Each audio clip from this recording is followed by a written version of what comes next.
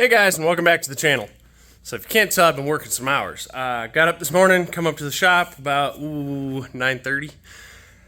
Trying to go over what all I did. So last night I tore apart, you may have seen, I don't know if I put it in there. Tore apart a Gixxer with a busted case. He came by today, picked up the case.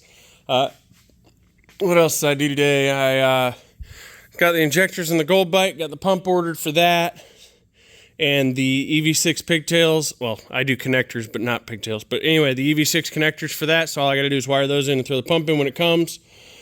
Eric's bike, I threw a little bit more bass back in it, so it's a little easier for him to ride, a little less ED on the clutch, because these clutches are hard to learn.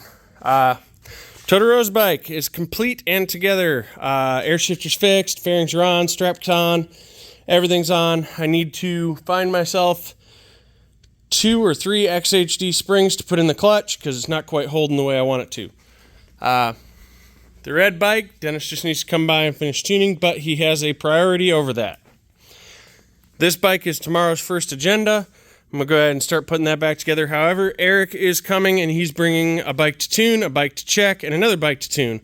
So it's going to be a busy, busy day, but we'll get to that as we go. That's why the dyno is currently unloaded. Otherwise, that one would be on it. But this one comes before that one. Anyway, Colt Bateman's bike is in the process of assembly. I'm actually receiving pictures as we go. Dennis has got the short block together. He's just checking all his measurements before he does final assembly on the short block. The problem we're running into on that is cams. I have been waiting to hear back from Megacycle. I'm going to give them a call tomorrow. Anyway, as I was talking about Megacycle, I'm going to give them a call tomorrow and see what the hell's going on with those cams. For some reason, my phone decided it didn't want to record anymore. I don't know why it's been doing that. But in any case, it'll be just waiting on cams, and then it'll fly together. It'll be easy. Then James Michael Murray, he's got the fuel system hooked up on that. He popped by and did that today. I got to drain the coolant and change out a hose. It's got a pinhole in it, and then that can go on the dyno. Let's see. Chad Nichols' bike will have the swing arm tomorrow. Chris Charles' bike. We have the worst luck with fucking FedEx. So FedEx lost the calipers. I had to source new calipers. FedEx now lost the freaking brake lines that were custom ordered from freaking Cormoto.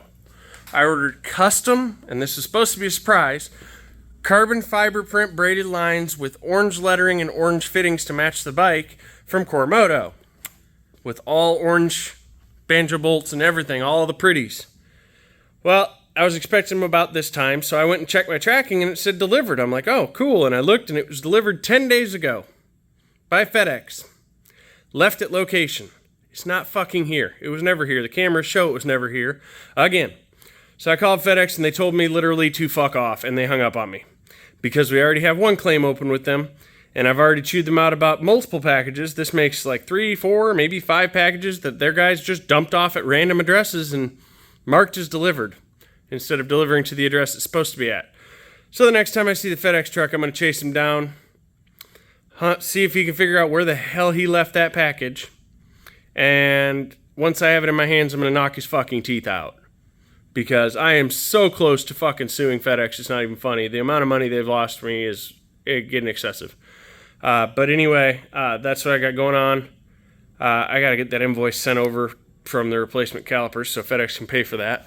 But so what we got going on today, not a huge amount of progress, but a huge amount of progress. The Gixxer being tore down, that's a huge amount of progress. I also had to walk in for a clutch repair, fix the clutch, it was good. But Totoro being done, that's a huge one, that makes me happy. Eric being done, that's a big one that makes me happy. He's bringing in Gabriel's bike. Apparently it's sounding funny, so I need to check that out. And it rides funny in the mid-range, which doesn't entirely surprise me, but it's weird. This one's also got a weird spot in the tune at the same spot, and so does the Texas bike, and so does a couple others. So I'm starting to think it's a problem with Woolwich. Starting to really think it's a problem with the Woolwich software because it only happens after I write them. I can write a stock tune to them and suddenly they have that problem. So I really think they have a technical error in the recent update that's screwing with certain bikes, specifically 0506, 07, 08 Gixxers and Gen 1 Busas are the ones that I'm seeing it in repeatedly, including hard starts on the Busas. So I don't know what exactly to do about that, but I sent them a note and I sent them a log file, and we're going to see what they say. But anyway, that's where we're at. That's what we got going on. I'm going to go home, I'm going to shower, and I'm going to go to bed because I'm going to have to be up here fairly early in the morning because I'm going to jump on that silver bike and get it back running and back up on the dyno and see what she do. Later.